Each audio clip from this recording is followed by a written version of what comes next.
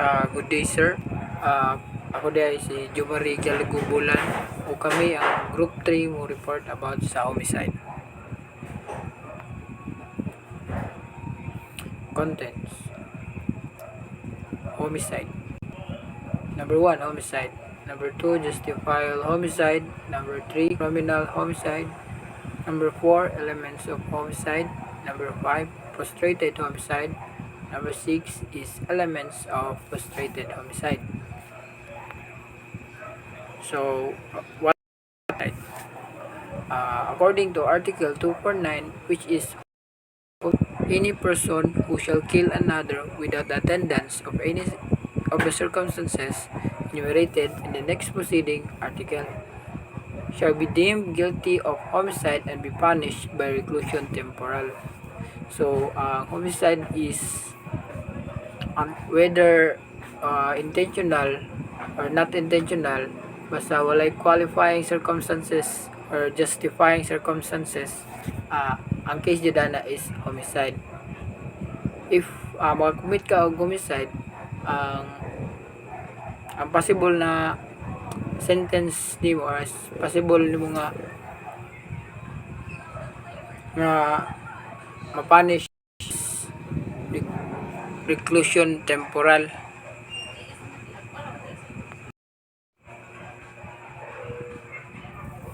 So what is reclusion temporal? The penalty of reclusion temporal shall be from 12 years to 20 years. Reclusion temporal is mapriso ka from 12 years and 1 day to 20 years. 20 years ka mapriso. Most homicide required an ultimate volitional act by other person result in sequence of death. Ang homicide is di ba matawag og homicide if walay tao, walay patay na tao.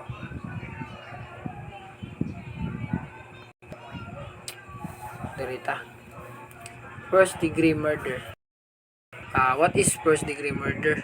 First degree murder is a unlawful killing that is known to be willful and premeditated.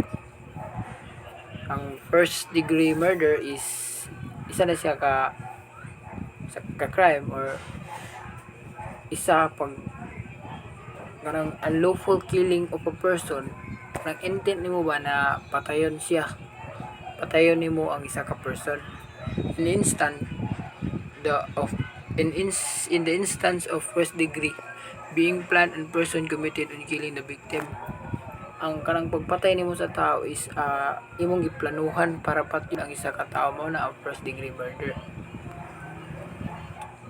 Some example of first degree are arson or burglary, kidnapping, rape, and robbery. Mao na siya ang example sa first degree murder. Tara example. An example of is a woman poisoning her husband to drink and wait for her husband to collapse and die. Andre mo ni ang example sa first degree murder. Ang intent imo nga patayon nimo ang usa ka tao. Next, second degree murder. Second degree murder is generally defined as intentional murder that is usually lacks premeditation on only causing bodily harm and demonstrating an intended indifference to human life. Ang second degree murder is narya mo kay intent na mupatay og isa ka tao. Only causing bodily harm and demonstrating an intended indifference to the human life. Mao na ang second degree murder.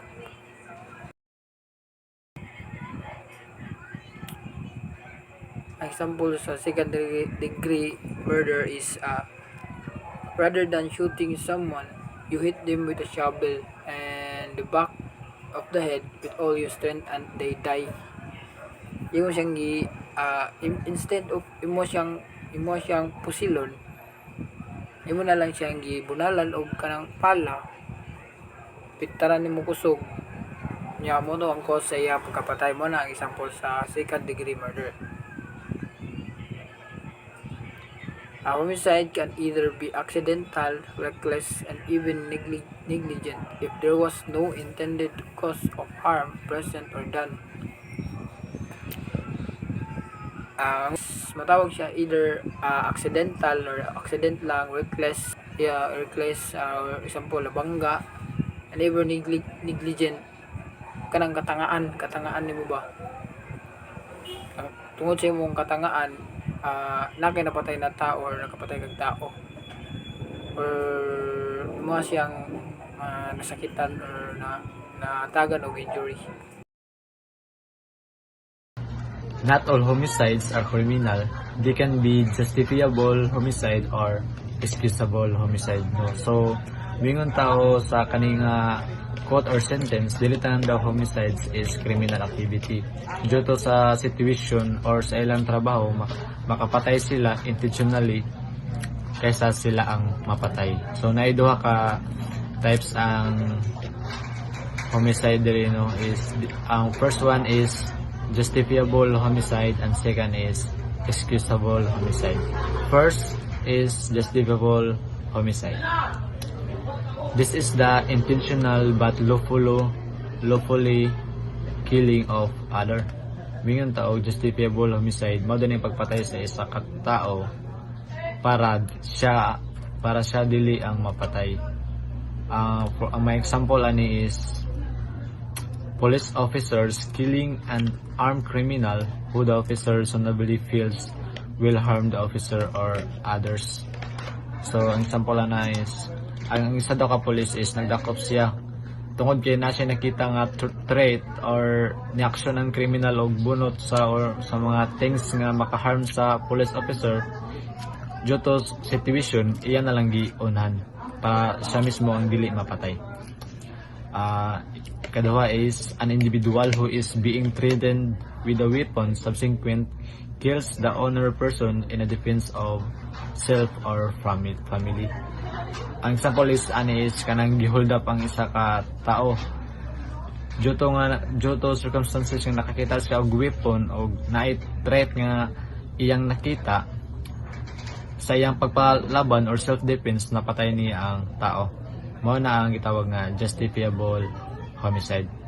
Next, ang ikaduha is excusable homicide.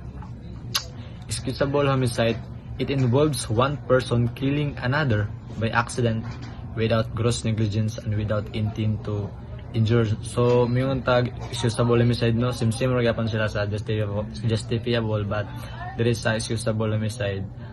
Nag-involve daw isa ka tao, gipatay niya ang isa ka tao, pero in the away nga accident. Examples of excusable homicide: self-defense. So, self-defense, when someone reasonably believes that their life or the lives of others are in immediate danger and uses force to protect themselves or others. So, diri sa self-defense, kanang makabantay mo anang og kang naay mo attack sa imuha due to situation nga ikaw nga naay threat nga nahitabo nang laban ka o kanang nang laban ka mo na gitawag nga self-defense. So sa panlaban nimo nagamit kag force, tapos paggamit nimo force nakuha nimo ang weapon sa kalaban niya, ikaw ni napatay nimo siya. Mo na gitawag nga excusable homicide. Balik depensahan nimo ang imong pagalingon para dili ikaw mapatay. So ikaduha is defense of property. In some jurisdictions, killing someone to protect property may be considered excusable homicide under circumstances such as preventing a burglary where there's a reasonable belief that deadly force is necessary. So, para sa nang, for example, imong property is balay. Pag-abot nimo sa balay dito, naday nangawat niya. Pag pangawat niya, naday nakakita ka og kuan nga nagamit sa og pusil. So, pag sulod nimo, ang property nimo imuha man na ang katong tawo nga nisulod sa imong property sa imong house, magitawag nga burglary, katong tawo nga nisulod. So pag sulod nimo dito sa imong property niya, nabantayan nimo nga nasa dito So pagkuha nimo nanlaban siya na ikaw po nanlaban po ka, nakuha nimo ang iyang pusil niya, napatay nimo siya tungod sa pa-protect nga naay mawala sa imong balay o naay makuha niya. And last is criminal homicide. Happens when one human being kills another and there is no justification or excuse in the law. So diriya sa criminal homicide, dili na gyud tong mga tawo nga nagpatay sa katao nga wala na gyud sila excuses sa law. It's because sila na mismo ang nag-violate sa law or naay mga law nga nag-provide og protection sa mga victim nga kana gi-violate na gyud sa isa ka tawo katong nagpatay sa isa ka tawo.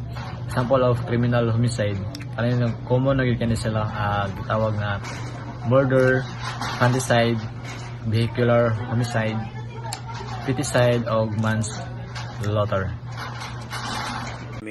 Example of criminal homicide: murder, parricide, infanticide, vehicular homicide, manslaughter homicide. Murder: the intentional killing of the other person with malice aforethought. This includes premeditated killing as well as killing that occur during the commission of certain felonies. Mao ni pagpatay nga plano na daan,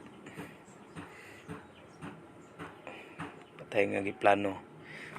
Manslaughter: unlawful killing of other person without malice aforethought. So mao ni patay sa laing tawo nga walay malisya. Manslaughter can be further divided into the categories. Voluntary manslaughter involves killing in the heat of passion or under circumstances that mitigate the offense, such as provocation. Mao ni ang pagpatay sa kainit sa gugma o ubos sa mga kahimtang makapagawas sa sala sama sa paghagit.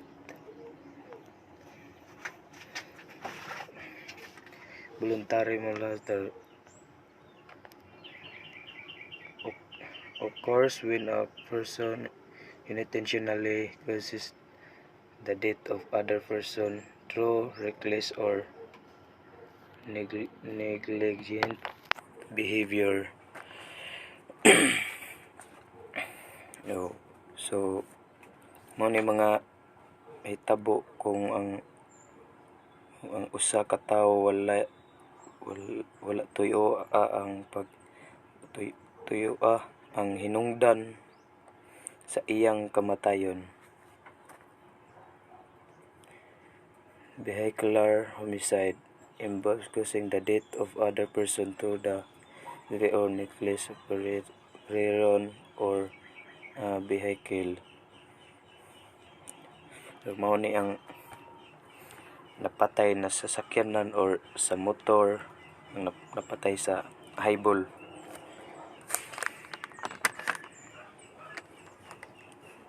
Parricide: the killing of the fetus, typically through intentional act or neckless behavior that endanger the life of an unborn child. So mao ni ang pagpatay sa fetus, kasagaran ani sa pagpatay is kanang gituyo nang murag imnan og tambal aron jung mamatay, pagbuhat nga walay mga pagtagad. Infanticide: the killing of the newborn child by the child parents, typically committed under the circumstances where the parents' mental state or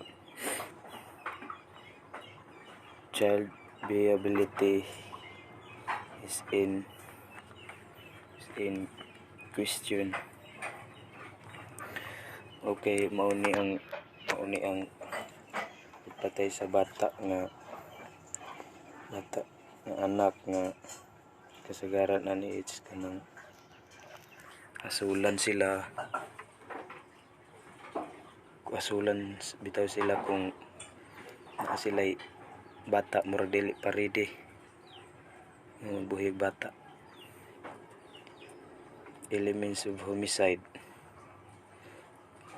that a person was killed, patay sa tao, that the accused kill him without any justifying circumstance. Mao ni ang mga akusado nga mipatay. That the accused has an intention to kill without, o mao ni po ni gituyo nga pagpatay.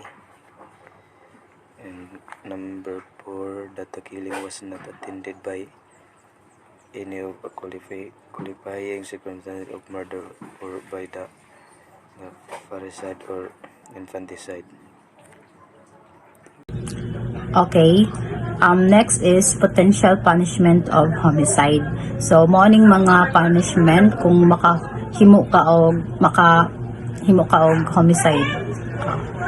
Then, number 1 is death penalty. The individual sentenced to death is securely strapped to a specially designed wooden chair and electrocuted via strategically positions electrodes affects to the head and leg. Kay bali mo ni siya sa unang mga ning ikas ay i-punishment sa imo if ever og nakahimo ka og homicide nga case. Pero karon is dili na siya, wala na siya gi-aprobahan sa korte because it's kanang brutal kay siya himuon kay ang kanpod nag-against pud ang human rights ani. Then next is 20 years of manslaughter. So 20 years ka sa imprisonment. Then life imprisonment kibali if life imprisonment kung kibali ning forever na jud ka pero og magbinutan ka diha sa prisuhan, ug tagaan kag parol, pwede ka makagawas. Then life imprisonment without parole, mo na jud ni siya ang pang lifetime nga imprisonment. If bisan unsay mong baton bisan magbinutan pa ka dira sa prisuhan, never na jud ka makagawas. Then fines. A fine is a penalty that requires the convicted person to pay to the public treasurer a sum of money fixed by law after an offense has been committed. Kibali ni mapreso ka pero nagyapon kay fines or nakay bayaran sa treasurer because it requires sa korte mo na siyang fines. Then restitution is the act of giving back to a person something that was lost or stolen or of paying them money for the loss. Kibali kani siya sentensyahan ay kanang kibali mubayad gihapon ka sa mga damages nimo, makulong ka pero mubayad ka sa imuhang mga damages sa biktima nga imong gikuha. Yes. Tapos frustrated homicide. So ang frustrated homicide requires intent to kill on the part of the offender without proof of such intent. The felony may be serious physical injuries. Kaya kaniya imo siyang intentionally kill nimo siya pero kanang wala siya namatay, mo nang mahimo na siyang serious physical injury. Ano mga elements niya? Ang mga elements of frustrated homicide kay the accused intended to kill his victim as manifested by his use of a deadly weapon in his assault.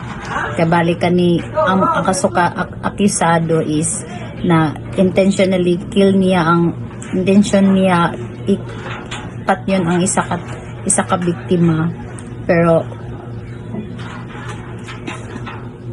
gamit ang deadly weapon, pero nahimura siyang assault. Then, number 2 is the victim sustained fatal or moral wound but did not die because of timely medical assistance. Kibali, ang intentionally kill ni mo siya, ang biktima, pero due to medical assistant na naagapan lang, mo nang frustrated siya. Then, number 3, and last is none of the qualifying circumstances for the murder under Article 248 of the Revised Penal Code as amended is present. Kibali of wala yung mga qualifying circumstances dihagi na siya padulong sa homicide. Thank you.